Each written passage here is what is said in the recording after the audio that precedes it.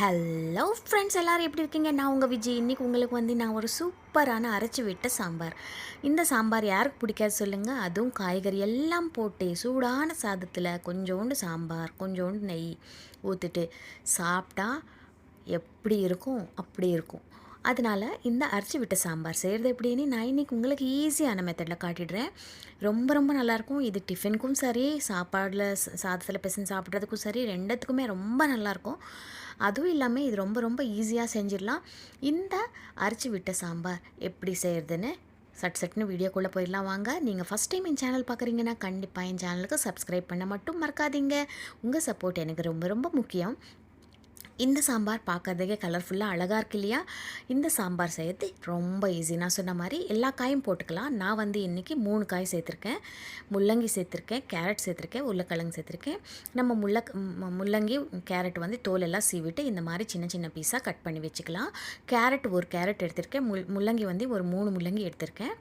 அப்புறம் இதில் உருளைக்கிழங்கும் போட்டிருக்கேன். நீங்கள் தேவைன்னா முருங்கைக்காய் போட்டுக்கலாம், கத்திரிக்காய் போட்டுக்கலாம், பூசணிக்காய் போட்டுக்கலாம், சொரக்காய் போட்டுக்கலாம்.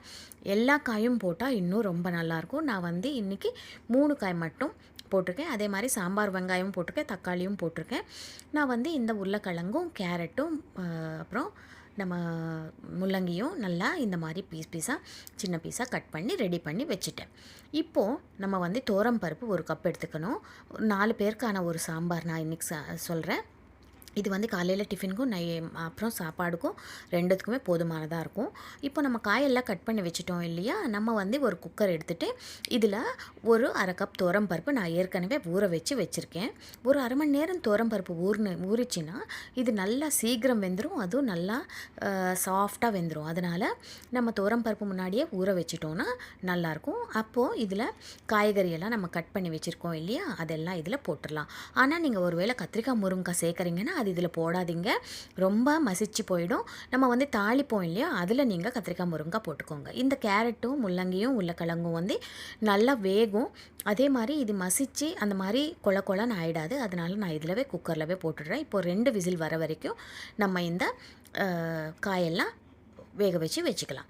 இப்போது ஒரு சின்ன நெல்லிக்காய் அளவுக்கு புளியும் ஊற வச்சுட்டோன்னா நம்மளுக்கு வேலை முடிஞ்சிச்சு. இப்போது நம்ம அரைக்கிறதுக்கு என்னென்ன பொருள் தேவைன்னு பார்க்கலாம். 1 ஸ்பூன் எண்ணெய் விட்டுட்டு இதில் 1 ஸ்பூன் தனியா, 1 ஸ்பூன் கடலைப்பருப்பு, 1/2 ஸ்பூன் வெந்தயம், 1/2 ஸ்பூன் ஜீரகம், 1/2 ஸ்பூன் மிளகு, அப்புறம் 2 காஷ்மீரி மிளகா, 3 நார்மல் குண்டூர் மிளகா போட்டுக்கலாம். காரத்துக்கு ஏற்ற மாதிரி நீங்கள் போட்டுக்கோங்க. இப்போ இது நல்லா ஒரு கமகமன்னு ஸ்மெல் வரும். அது வரைக்கும் நீங்கள் ஃப்ரை பண்ணிக்கோங்க. மெதுவான தீயில் ஃப்ரை பண்ணிக்கோங்க. இப்போ இதில் நல்லா ஃப்ரெஷ்ஷான தேங்காய் ஒரு பாதி மூடி நல்லா சின்ன சின்ன பீஸாக கட் பண்ணி போட்டுக்கலாம். இல்லைன்னா துருவி கூட போட்டுக்கலாம். நீங்கள் இதெல்லாம் ஃப்ரை பண்ணிவிட்டு இது நல்லா ஆற வைக்கணும். ஆறினதுக்கப்புறம் இது நம்ம கொஞ்சோண்டு தண்ணி ஊற்றிட்டு இது கொஞ்சம் பேஸ்ட்டாக அரைச்சி வச்சுக்கலாம். இந்த தேங்காய் நல்லா ஃப்ரெஷ்ஷான தேங்காய் எடுத்துக்கோங்க. அப்போ தான் உங்கள் சாம்பார் சூப்பராக இருக்கும். இப்போ நம்ம இது நல்லா ஆறிடுச்சு. நம்ம மிக்ஸி ஜாரில் போட்டுக்கிட்டு கொஞ்சோண்டு தண்ணி ஊற்றிட்டு இது கொஞ்சம் மையாக நல்லா சாஃப்டாக பேஸ்ட்டாக அரைச்சிக்கணும். இப்போ பாருங்கள், நான் மிக்சியில் போட்டு அரைச்சதுக்கப்புறம் உங்களுக்கு காட்டுறேன். இது இந்த மாதிரி இருக்கணும். நல்லா சாஃப்டாக அரைச்சிட்டு கொஞ்சோண்டு தண்ணி ஊற்றிட்டு இந்த மாதிரி இந்த பேஸ்ட்டும் எடுத்துகிட்டு ஒரு பிளேட்டில் வச்சுக்கோங்க. அதே மாதிரி இந்த மிக்ஸியும் கழுவிட்டு அந்த தண்ணியும் எடுத்து வச்சுக்கோங்க. இப்போ கடாயை சூடு பண்ணிவிட்டு இதில் 1 ஸ்பூன் எண்ணெய் விட்டுட்டு இதில் சாம்பார் வெங்காயம், தக்காளி போட்டு கொஞ்சோண்டு மஞ்சத்தூளும் போட்டு மூடி போட்டுருங்க. இந்த காஞ்ச மிளகா, இந்த தக்காளி அப்புறம் வெங்காயம் நல்லா சாஃப்டாக வேகணும். தக்காளி நல்லா குழஞ்சி வந்ததுக்கப்புறம் நம்ம மீதி பொருளெல்லாம் சேர்த்துக்கலாம். மஞ்சத்தூளும் போட்டு மூடி போட்டு ஒரு 5 நிமிஷம் விட்டுருங்க. 5 நிமிஷத்தில் இந்த வெங்காயம் தக்காளி நல்லா குழஞ்சி வெந்துடும்.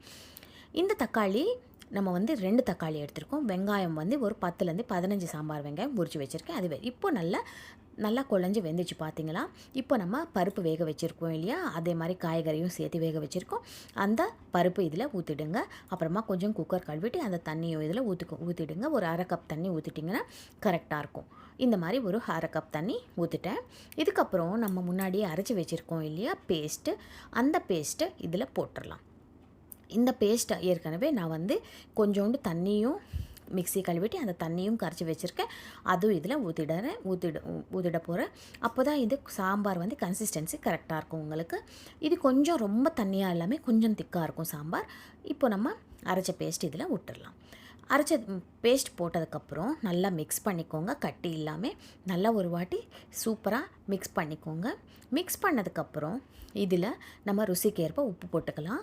உப்பு போட்டதுக்கப்புறம் நம்ம ஏற்கனவே புளி ஊற வச்சுருக்கோம் இல்லையா, அது நல்லா கரைச்சிட்டு அந்த புளி தண்ணி இதில் ஊற்றிடுங்க.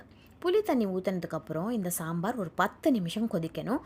அப்போ தான் அந்த ஃப்ளேவர்ஸு அந்த நம்ம அரைச்சி விட்ட பேஸ்ட்டு எல்லாமே நல்லா வெந்துடும். இப்போ நம்ம இதில் மேலே கொத்தமல்லி தூவிட்டு இந்த சாம்பார் கொதிக்கட்டும். நம்ம பக்கத்தில் அடுப்பில் தாளிக்கிறதுக்கு ஒரு 2 ஸ்பூன் எண்ணெய் விட்டுட்டு இதில் கடுகு, ஜீரகம், வெந்தயம், காஞ்ச மிளகா, கருவேப்பிலை, பெருங்காயம் எல்லாம் போட்டுட்டு நல்லா தாளிச்சிக்கலாம்.